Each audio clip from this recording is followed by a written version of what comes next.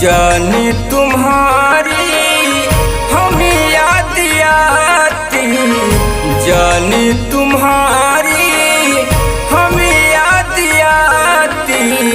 लौटी किया जा क्यों तड़पाती, लौटी किया जा क्यों तड़पाती।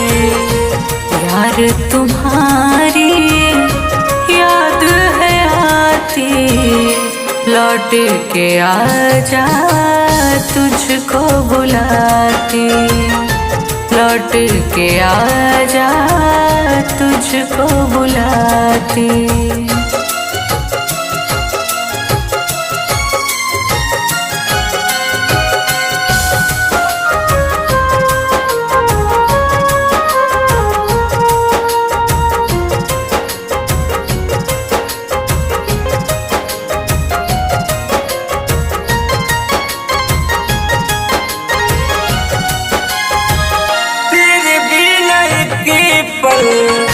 जी भी न पाए बाहों में आ तुझको सीन से लगाए। तेरे बिना एक भी पल जी भी न पाए, बाहों में आ जा तुझको दिल से लगाए।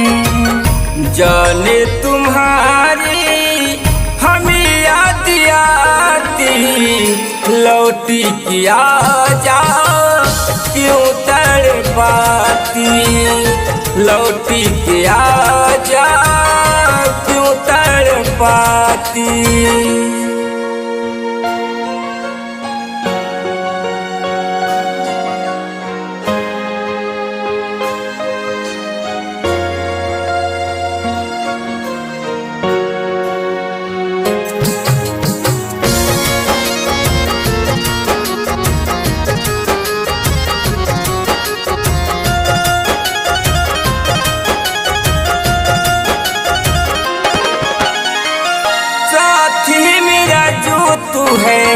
तू है जिंदगानी, तेरे बिन अधूरी है मेरी कहानी।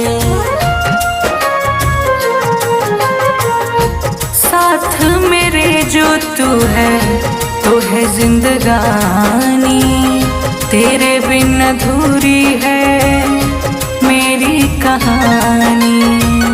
जाने तुम्हारी हमें याद आती, लौटी किया जा क्यों तड़पाती, लौटी किया जा क्यों तड़पाती।